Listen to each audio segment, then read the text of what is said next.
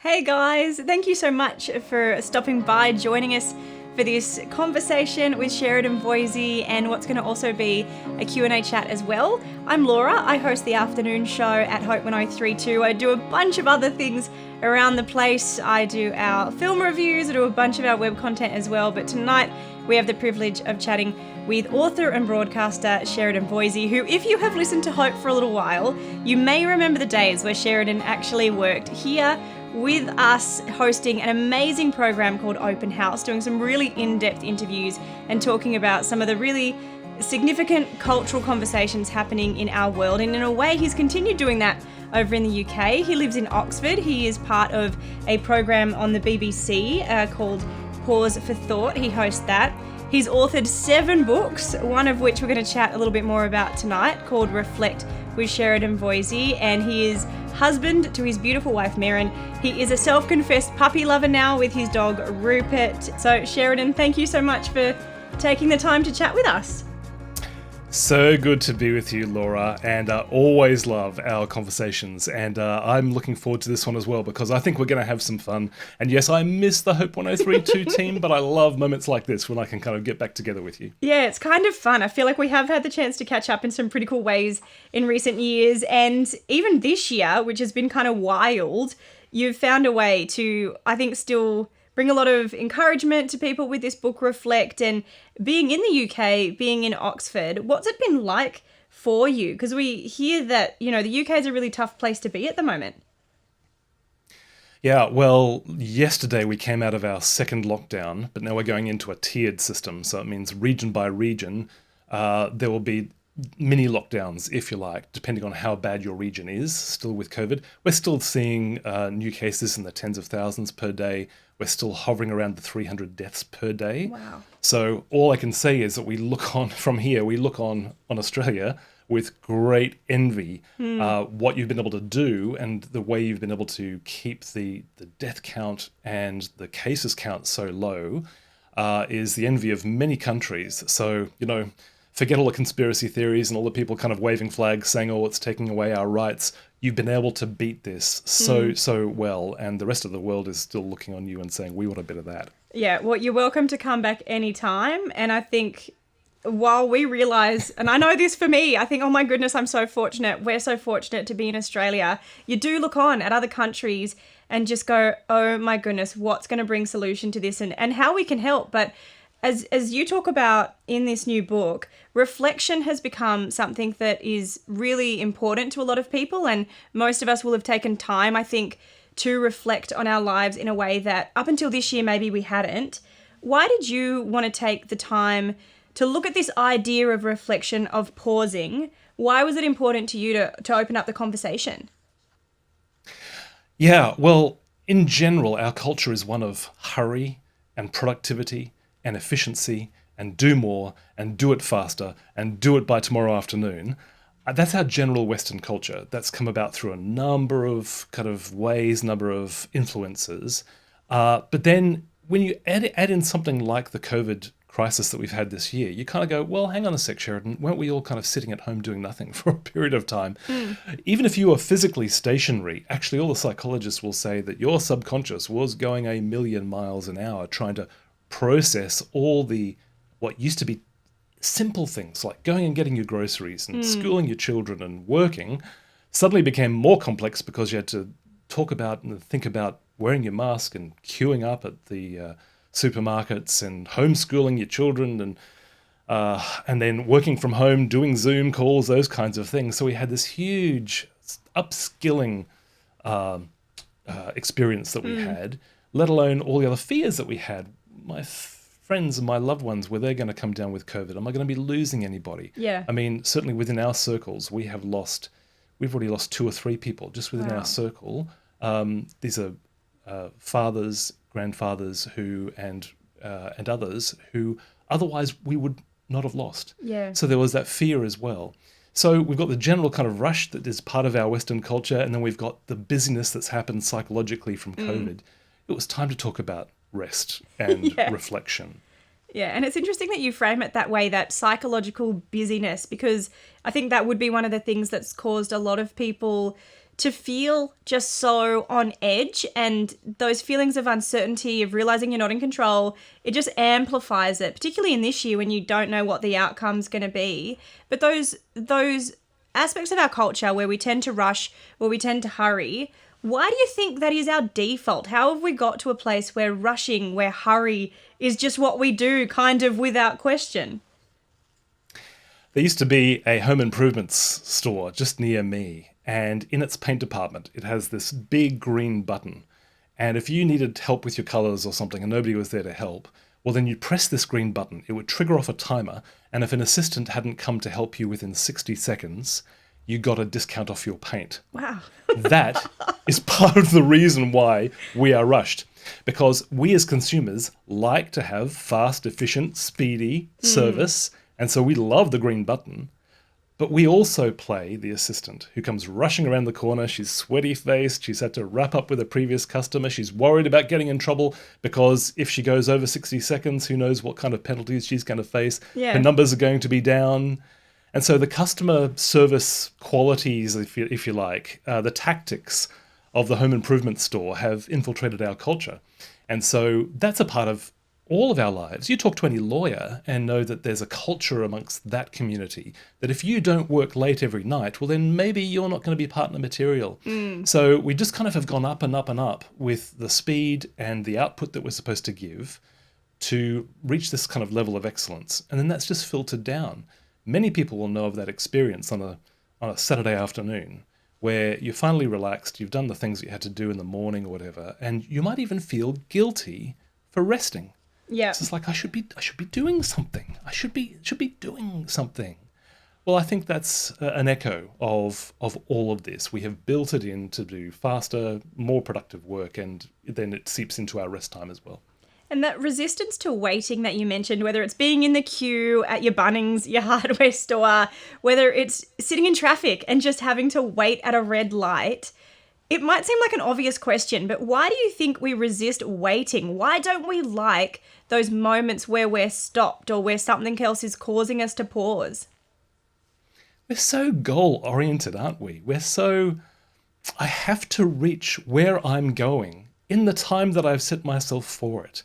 And I'm equally as guilty as all of this. Yesterday I was doing some video recording, and I'd set myself that morning to fix these videos, get them ready, to get them all ready to go online. And of course I had technical problems, didn't I? And I'm actually suffering with a bit of a flu as well. And so by the afternoon I just couldn't face trying to re-record these things. And I was stressing and straining because my diary had then suddenly been shot. You know, my schedule had been interrupted. You know what, Sheridan? I reckon the world will probably continue spinning without those videos. I've got a hunch. We'll test it out today, Laura. We'll test it out today. Yeah. So if they have to go up a day or two late, and maybe I'll miss an opportunity. That's the other thing, isn't it? Missing an opportunity. What do we call it now? FOMO. Fear of missing out. That if I don't get there, if I don't kind of do it, if I don't do everything that's needed to be able to get to that possibility, opportunity, I'm missing out. Some would even say, Laura, that this is connected theologically to a loss of a sense of an afterlife.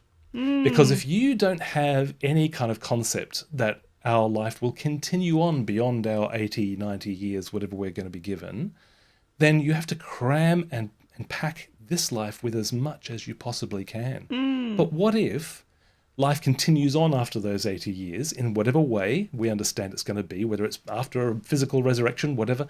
If there's more life to come, if there in fact is an eternity to come, then you've got a little bit more time to do your videos, Sheridan. So you don't have to pack as much into this life as you so wish to. So I think there's a few reasons there. Gosh, I love the idea of Sheridan sitting in heaven, chatting with God, camera set up in the corner, just getting the videos done. All of us will love them.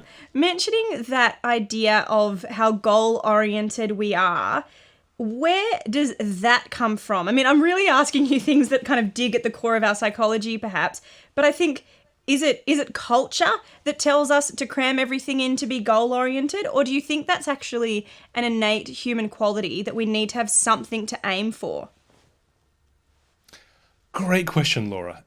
It's probably both, There is something in us, I believe. We have been built to contribute. We have not been built to just simply sit in a corner and just exist. We have been built to do and to make and to create, and whether that be in physical ways like building houses or more kind of intangible ways like having conversations, we've been made to contribute. And so there is a sense in which we can be creative, we can have goals to strive towards.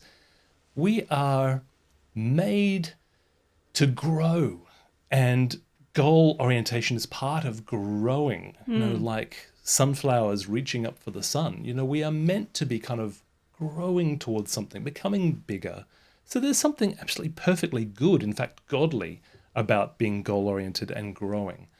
I think the challenge has come is if we rest all of our sense of identity and meaning in our life on that one thing of being productive and doing, then I think that's when everything falls flat. If you scan all the great thinkers throughout history, if you scan the pages of your Bible, you will find that actually a meaningful life is not resting on just one thing, which is our career or our chosen vocation, whether it be full-time parenthood or whatever. That's a part of it. Relationships are more important than that. Our relationships with our spouses and our families and our children, our friends, our community, our society. There is a sense in which we get meaning from all of those things, a variety of different things, having creative pursuits that don't actually achieve anything, but they are just simply enjoyable. They are fun. That is a part of a meaningful life.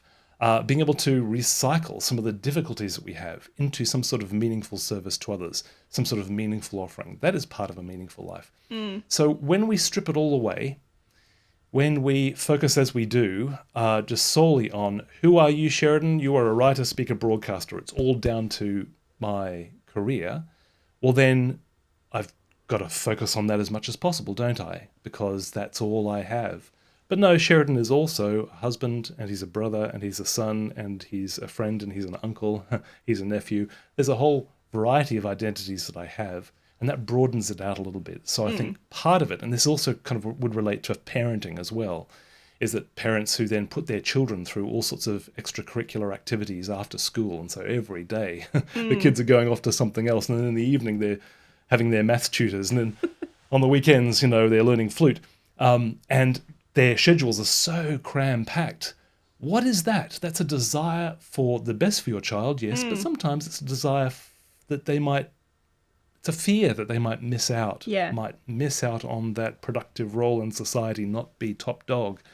So I think fear is actually driving a lot of what we're talking about here, really. That's a really profound insight. And I will just pick up on one thing, Sheridan. You forgot to mention that you're a father to Rupert, the puppy, and I feel like that is probably one of the most important parts of your identity. So let's just make sure that's included in there. He brings so much joy. He wants to come in and be a part of this, but if I let him in that door, we would never get rid of him. He would be climbing all over the camera and everything. So. And I'll be totally distracted. But go and stalk Sheridan on Facebook and on Instagram. I think you're on Instagram, right?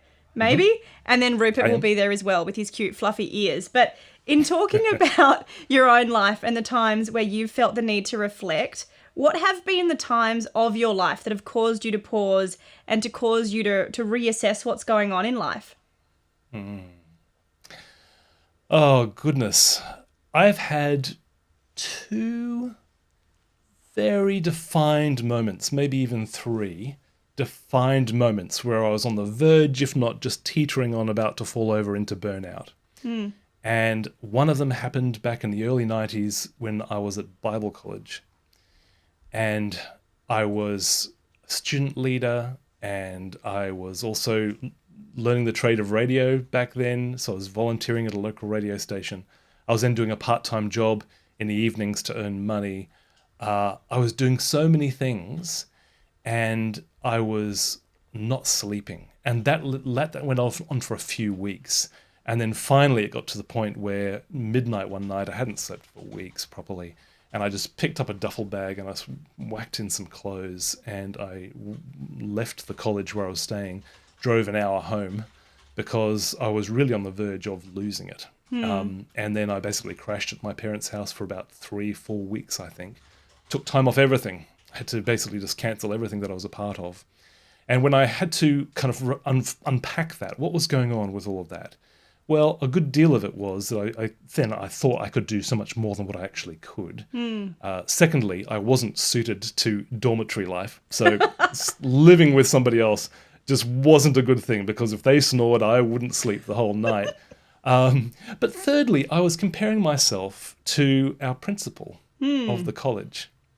And there is a guy who was running a whole college with, how many hundreds of students. He was doing international speaking engagements. With his brother, he was running a whole chain of furniture stores. And as well as that, he was a leader in his own church. And I haven't even talked about him being a father and a husband, He was a high capacity guy. And I kind of, well, if he can do that, surely I can do the little bits that I'm doing. Well, actually, Sheridan, you can't. And so part of that was me discovering right at the beginning that I had a comparison issue. I was very prone to comparing myself with other people and saying, well, Sheridan, you should step up. So that was the first time. And that was forced reflection, if you like, those 3 or 4 weeks.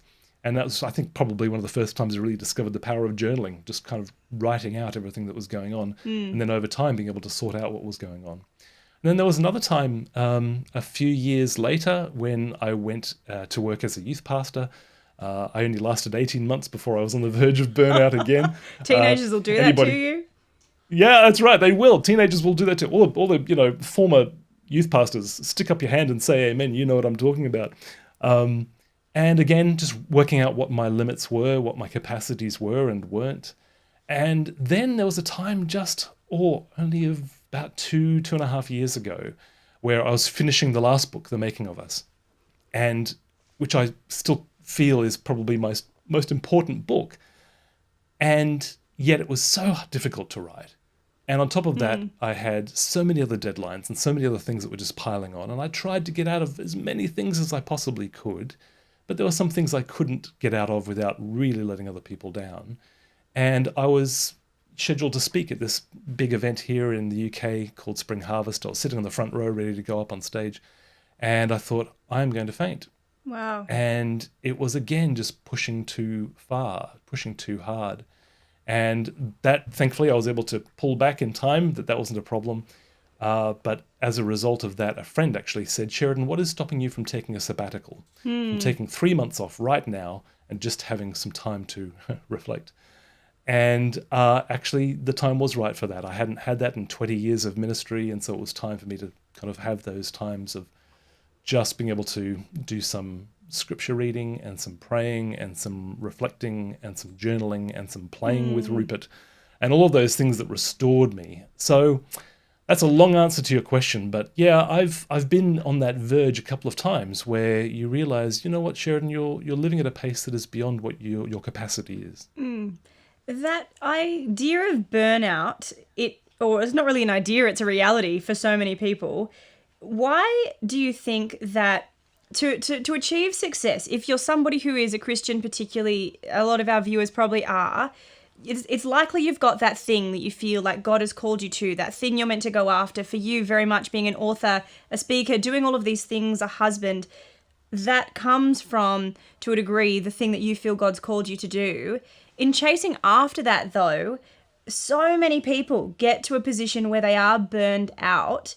Why do you think that quote-unquote success, getting to the thing God's called you to, doing the thing you feel like you're supposed to, why does burnout seem to be linked so much to that? Why can't we achieve things? Why can't we have success and not be burned out in trying to get there?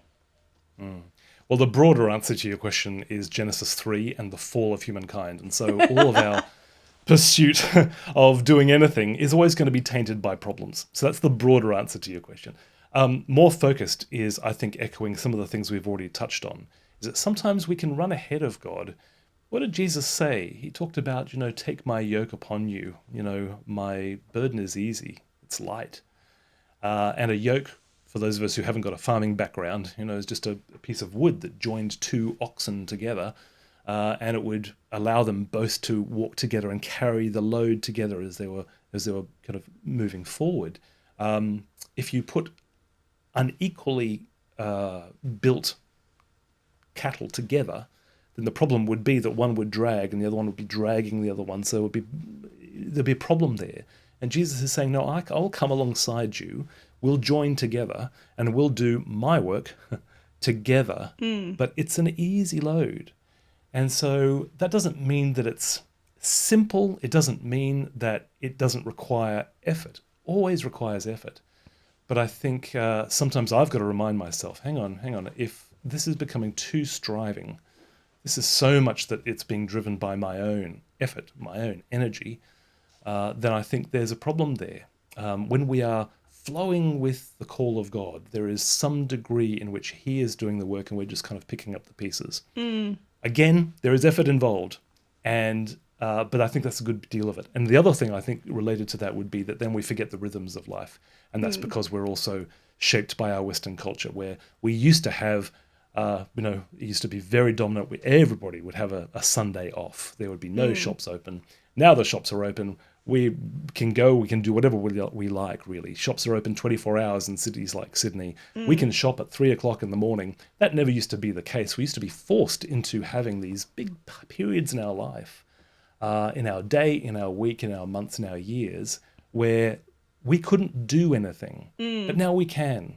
And the problem is now we have to discipline ourselves to relearn the fact that we are people called to work with rhythms of sleep, rhythms of work and play, rhythms of rest every week, and indeed those kind of key sabbatical moments every year and indeed every 10 years. I'd like to see that become part of culture more regularly. I mean, wouldn't you, that idea that we each get that day off, that sabbaticals are part of what is culturally acceptable, maybe then more of us would do it. But Sheridan has just released his latest book called Reflect with Sheridan Voysey. I thought you were about to pick up a copy and show us right then, but no, grabbing a drink. Would I ever do that? Would I ever do product placement? It's gorgeous. That's perfect. That was invited product placement. It's the Would 7th. I ever open it to show you go. how lovely it is inside and how beautifully designed it is? Would I ever do Would you that ever to do you, that? Laura? I think Take I an saw opportunity, a promotional opportunity. There was a as photo part of of a chocolate lovely cake. conversation we're having. There was a photo of chocolate cake, and I love that. But it's Sheridan's 7th book, so he knows what he's doing. You should definitely read it. But we're talking about this idea of reflection, of hurry sickness, of slowing down. Why do you think slow and taking that pause, whether you want to call it a Sabbath or just a Sunday off, why do you think slow is so healing? Gets us back in tune with those rhythms. So that's the key thing. We're not meant to be on all the time. My computer can stay on for weeks on end, but I can't. So there is something in which when we stop and we stop mechanizing ourselves, and maybe that's actually another thing to bring into this conversation, this kind of idea of the human being as the mechanical human, the one who can just kind of do more and more and more. And we get that with a lot of self-development literature, really, where we're kind of tweaking to get the finest efficiency and productivity out of our bodies as we possibly can. Again, part of that is helpful. Other parts of that can be idolatrous, where we just keep on pursuing something for a misdirected end, some sort of self-worship, get the most out of our lives, get the most out of our bodies. So I think there is something about slowing down and stopping. Now, when it comes to reflection, I think there is something huge here for us to recapture, because T.S. Eliot, the great poet, said in the Four Quartets, he said, there's one line there where he says, "We had the experience, but we missed the meaning." And I think that's happening for us all the time. We are having actually experiences. In fact, life can sometimes feel like one endless pursuit of experience, event, thing that's happening. Might be very mundane, might be very profound, but it's just going from one thing to another. And we're not stopping to see how all of those pieces kind of form a whole picture. We're not stopping to see how the dots are connecting. And so I think what slowing down does is help us to collect them all together, join them all together, remember, bring the members back together and pull it back together so we can see the whole. We're missing the big picture. And that's what you have when you live in a state of rush and a state of hurry. You don't see how that conversation you had with your son the other day, actually it was much more than words and sounds. Yeah. It was something very profound for you and for him. And let's take that further somewhere.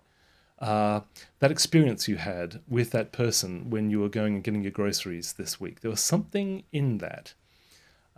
Those desires that you have, Sheridan, to keep on driving and moving and being efficient, being productive, there's something in that you need to see. You're not going to see it unless you stop.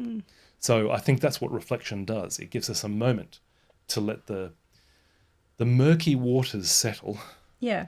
so that we can see more clearly, and then we can see the big picture and see all the pieces come together. And you paint a beautiful picture there, because to me, for one, it makes me want to just take a really nice big breath, just slow down and connect to life as something with meaning, something that's important. And as you say, not just this thing that goes from event to thing to event to thing, because particularly pre-2020, and even as we ramp up to Christmas now, that's kind of how it does feel. And Phil here asked a really great question. He's been where you've been, working till he can't work anymore. And at the end of last year, he had a professional say to him that working too much was causing him a kind of self-harm. And that this year, COVID-19, it's been such a huge wake-up call. March gave him a chance to rest. He wanted to know how you get the ideas for the books and the discussions that you bring, because you're continuing to hit the mark. And I agree with Phil on that completely. Hitting the mark just when we need it. And that seems to be the way that you write. This is what Phil says. So how do you get the ideas for your books and the discussions that you choose to bring up? Thank you, Phil. Appreciate those words. And thank you for the question too. There's a little room right next door to me here. It isn't renovated. It's nothing flash.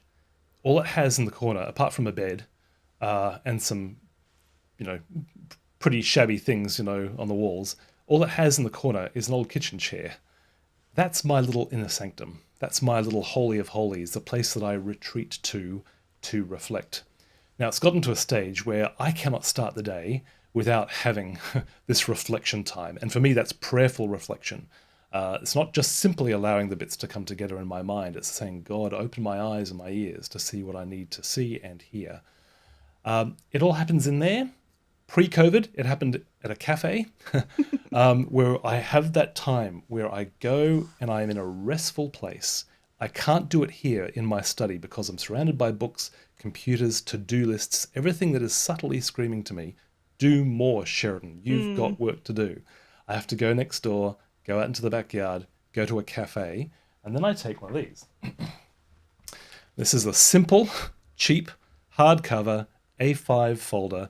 I've got a dozen more of these. This is my journal, and I've basically recorded in these for years some of those key kind of things that I do. So really, some 3 tips on reflecting. Number 1, you set yourself a time to do it. We can talk about more about that in a second if you like. Number 2, you reflect on something. You don't just reflect on anything. But third, then you record it down what you get. So yeah, all the books come out of this. All the spots that I do for BBC come out of the journal, and the journal comes out of the reflection time. I might not get anything during that time. I might just simply have a nice time with God. But more than likely, there will be something in there. It'll be maybe a high, a low, a question, or a discovery. Those are the 3 kind of general ideas I use for journaling. High, low, question, discovery. What's big high is going on in my life right now? It'd be good to kind of get that down. What am I learning from it? Is it a low? Actually, my journals, if anybody, John Wesley and Charles Wesley, their journals have been published. If anybody published this in the years to come, which they won't, they're going to go, gosh, he was a morose, melancholy sort, wasn't he? Because normally I pull out my journal when things are going wrong, and I'm actually there trying to process it. But then questions, what questions am I wrestling with right now? Whether it be relationships or God or life or problem of pain, what am I wrestling with? And then discoveries. What have I just captured? There's something there. Let me just write it down, even if I don't have it in lovely flowing prose. Let me just write it down. That is the answer to your question. It all starts there. I cannot sit down at a computer and just write a book. It doesn't happen to me at all. Well, we're grateful that you take the time to reflect, because it's obviously given us all as readers and as listeners to some of your work things to think on. And I also wonder what will happen to my journals one day when I die, because I think if someone reads them, like, there's nothing terrible in there, but I just don't know that I'd be ready for the whole world to see that side of me. I don't know if I'm as dark and morose as you, but I probably seem a little bit crazy, because what I say out loud to everyone sometimes doesn't make sense, let alone what's in there. I wanted to ask you about a really interesting point. I will note, we'll touch on some of those details you mentioned about reflection, how to do it well. But you make this point that wholeness requires us to pause. What do you think wholeness actually means? So there is, again, a great focus in our general culture, particularly in Australia and America, actually. Less so here in the United Kingdom. It's there, but the United Kingdom never had the Oprah effect. So Oprah never aired here. But Oprah has been, of course, very, very popular in the United States, and of course, for many, many years was broadcast in Australia. And there's no doubt that the Oprah effect was then to give us a lot of what we might call the kind of new spirituality, the kind of focus on finding the God within, and concepts of manifestation and putting out good thoughts, and then somehow all the good riches will come to you. All of that kind of law of attraction kind of stuff. And part of all that has generally made its way into our general culture, even though we wouldn't know the terms. But the idea that I need to kind of be my best self. Again, part of it is okay because we're called to grow, we're called to build. It comes down to who are we called to imitate. Yeah. So going back to that little burnout time I had in the 90s, looking at my principle and saying I should be more like that. Actually, there's a wonderful verse in Scripture in the book of Ephesians that says, "Follow God's example as dearly loved children and walk in the way of love." That's my mission statement now. It's Ephesians 5, first couple of verses there. Ephesians 5. Walk in the way of love as a dearly loved child, but follow God's example. In the ancient world, when you had lots of little gods, that was a god for the rivers and a god for the trees and a god for success and a god for fertility, you would imitate the god that you wanted something from. So it might be that you wanted joy and merriment. Well, you would imitate Bacchus, the god of wine and merriment, and you would drink like Bacchus. You would do everything that he is, portrayed in the various books to do. We are called to follow the Almighty God's example. We are called to grow and to be like him. Now that means that I still have my personality, and you, Laura, still have your personality, and Phil still has his personality, and everybody watching still has their personality. But it's a God-shaped personality. So it's the sins taken away. It's the off-center bits taken away, so that we are becoming whole. So the Christian vision of wholeness is that all my personality in its goodness is turned right up, and all my gifts are glistening, and all my relationships are at a state of peace and enjoyment and flourishing. That is the Christian vision of wholeness. So it's not just about me being able to do more, achieve more, jump higher. It's about me being more like God, because in that state of being is peace. Such a good insight, because even in the picture that you paint and in the idea of looking at Christ as an example, he achieved a lot, to say the least, but yet he took those times of quietness, he took those times to reflect with God, to have communion with God, and it was obviously so significant to his life of ministry and everything that, of course, we've seen come after. When you talk about with reflection, and maybe this will include some of what you mentioned before, those three kind of things that come with reflection, I think sometimes when we think about the idea of stopping, of pausing, of looking at what's happening in our lives, that can also come with this concept of withdrawing, maybe of isolation, of ending up in a space where as you think about what's going on in your life, you end up just going around the same kind of circle, looking at what went wrong, why it went wrong, how maybe you're wrong, how maybe it's your fault, etc., etc. How do you make sure that when you do choose to reflect, you're not just circling the drain pipe, you're actually doing something good with that reflection? Oh, great question. Yeah, the last thing we want to do is just spiral back onto one old thing for years and years.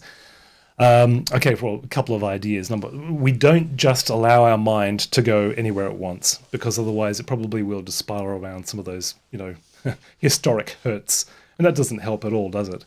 I find that actually you need to reflect on something specific. And this is where, say, a verse of scripture is really powerful. So take the Ephesians 5, to take those verses, follow God's example as dearly loved children and walk in the way of love, and just sit in your room and just reflect on that. How am I following God's example? I'm God's dearly loved child. What does that mean for how I'm feeling now? Walk in the way of love. What does that call me to do today? It may be that it calls me to be very less productive, because actually love can be very inefficient. When you're spending time with somebody, spending all afternoon, all day listening to somebody, helping them, that can be very inefficient in terms of ticking things off your to-do list. Yeah. But it's actually the call of God.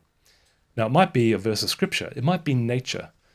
Some research done out of the University of Derby here in the United Kingdom found that people who contemplate nature for as little as 20 seconds a day have increased levels of well-being, decreased levels of anxiety, and here's the interesting one, a greater desire to both care for the environment and to care for other people. Wow. And that's just 20 seconds a day. It gets even better if it's up to 2 minutes or 10 minutes, but 20 seconds. Now, I think that says something. And so you reflect on nature. You go outside, you look at the tree, you look at the nice solid trunk. It's stable. It's probably been there hundreds of years. And then all those leaves, there's 1,000 or more of them, and they're all the same. But actually, no, look closely. They're all different. What does that say? Or then you look at a story, and this is where, and I would never, ever show you the cover around about this time to do product placement. Never, ever do that. But, Reflect with Sheridan has been written to give you a story or some sort of little reflection that you can let your mind follow so that you don't go down into the old dark paths. It takes you into a new direction. And then you can say, okay, well, where do I go now? The thing about a story, humans can't resist them. We always want to hear what happens to the characters. We want to place ourselves in the story, find out which character we're playing, which one we don't want to play, where we want to go, where we don't want to go. So that is part of the answer, I think, to your question, is that we reflect on something positive. What did the Apostle Paul say? Think on what is good and true and beautiful and lovely.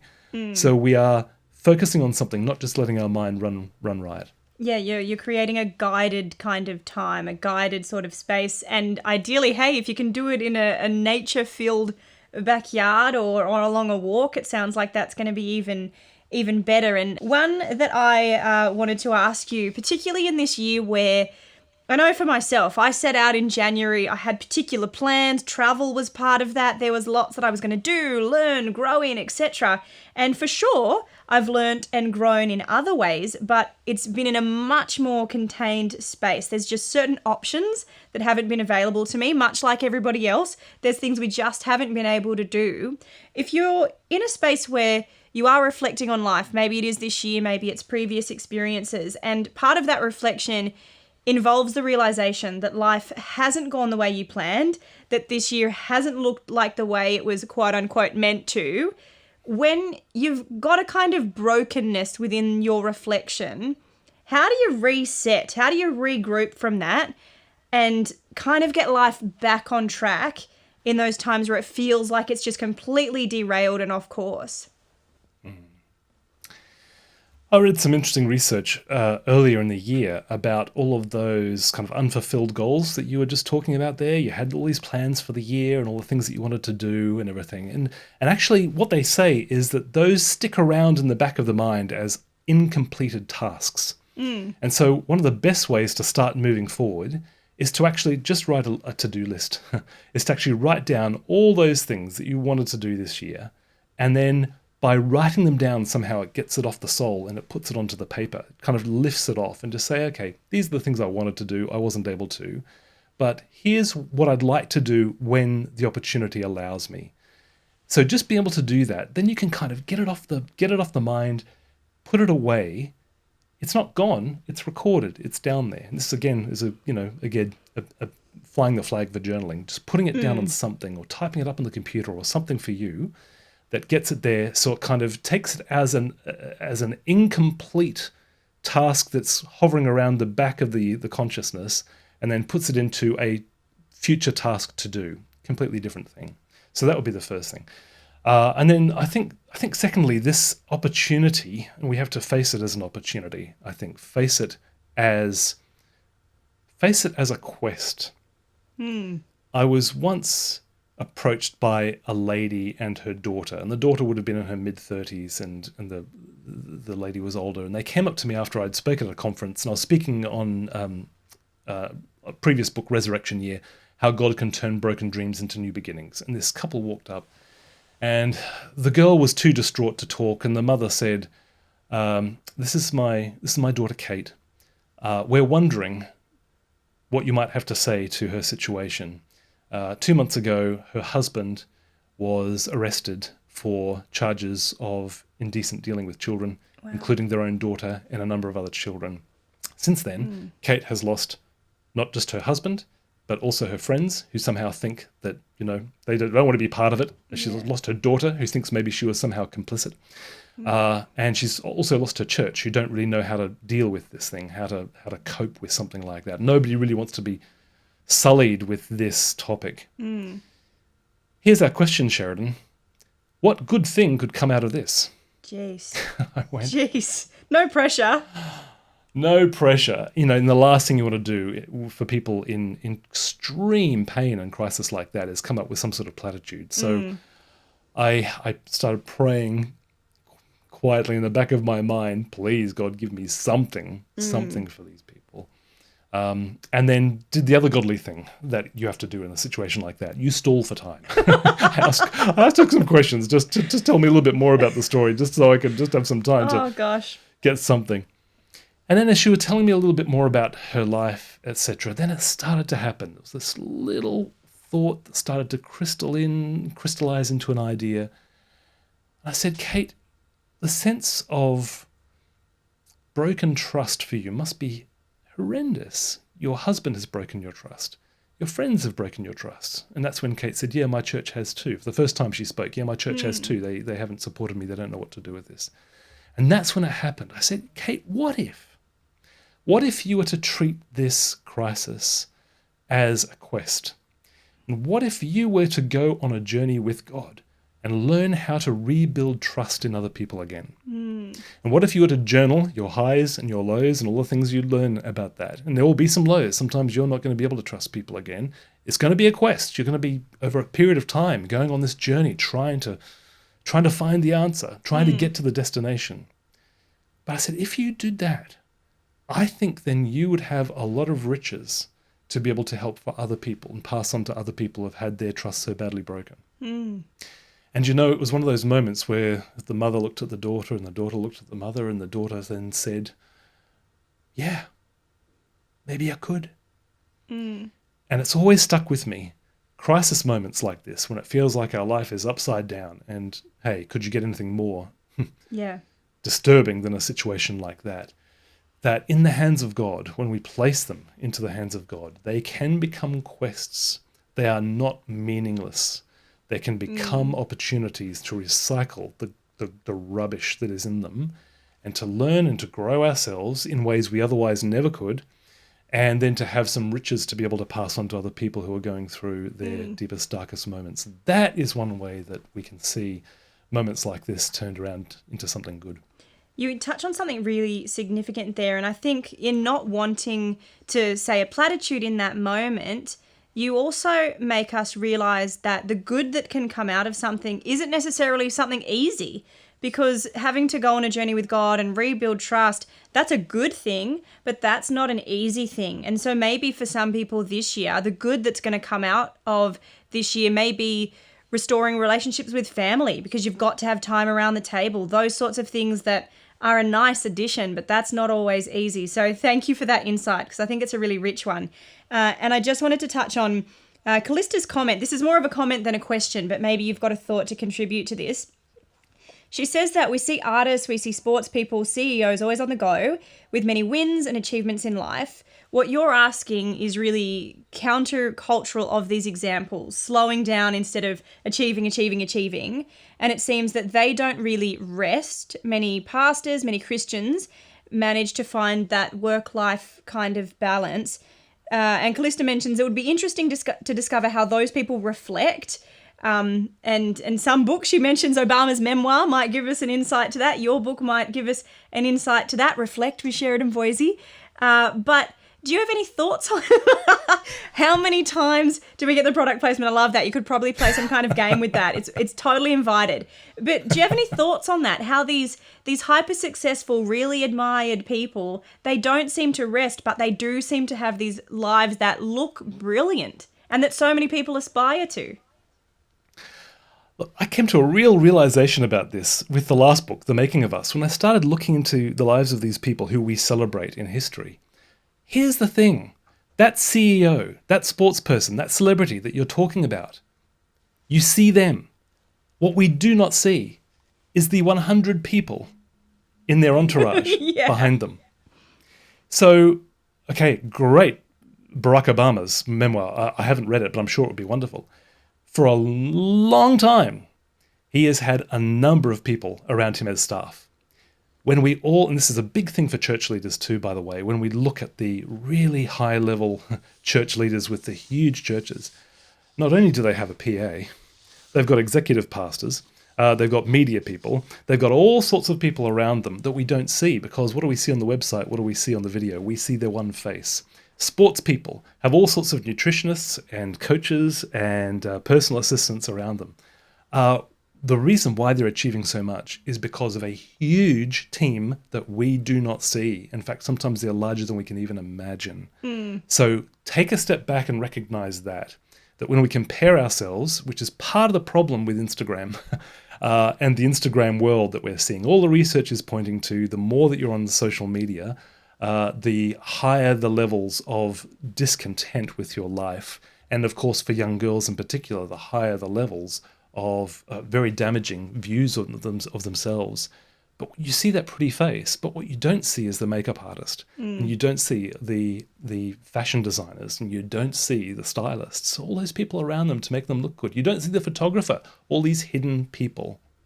So when we compare ourselves to them, we're always going to lose. It's again a really good thought, and I love if you want Instagram accounts that you can like have a laugh at, the people that do the behind the scenes of some of those photo shoots that you see, and they kind of undo some of the perfect photos. Those will give you a good laugh and they'll make you feel a whole lot better. 2020 has been this year, and we'll probably talk about it for many years to come, where for some of us, not all of us, because I know that there's businesses that have been run off their feet this year, but for a huge majority, it has been a forced time to stop, to pause, to reflect, to even consider our own footprint and impact on the world, as you see how good not traveling has kind of the benefits, I suppose, it's had on the, global kind of situations. To end this year well, to take some of the benefits from this year amongst all of the tragedy, what would your recommendation be to people to embrace 2020, to finish it strong and take the good things into next year as well? Yeah, that's a huge one, isn't it? Wasn't it wonderful when we saw those pictures of donkeys? No, it was goats, wasn't it? Billy goats here in the United Kingdom, that they were kind of starting to make their way down the hills and back into little villages again where the cars had already driven them apart. And we've seen these wonderful... the toxins in the air have come down, all of those wonderful things. Yeah, I mean, is there a sense in which we don't want to go back to the way things were? We do actually want to take something of what we've gained here in this moment and actually moved it on. And a very basic thing for me personally, doing so much online stuff.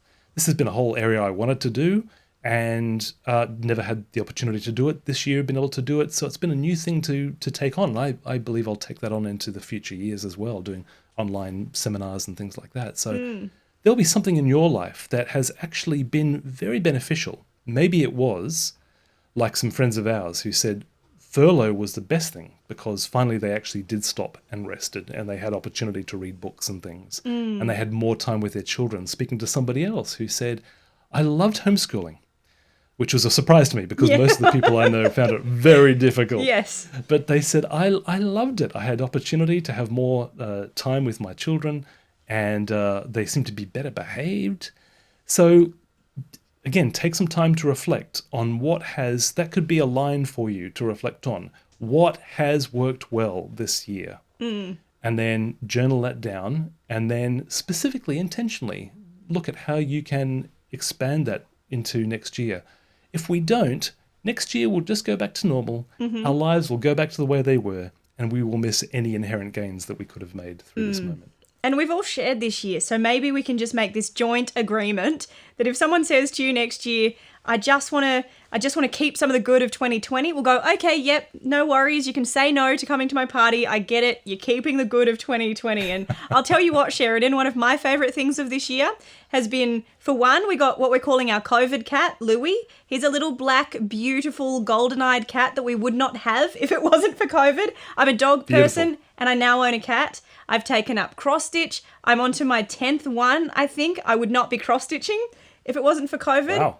And we got Sundays, church time with the family, doing it together, slow. And that's actually been such a gift. So I think there's some definite wins in the year that we can embrace. It's been a good one. Right.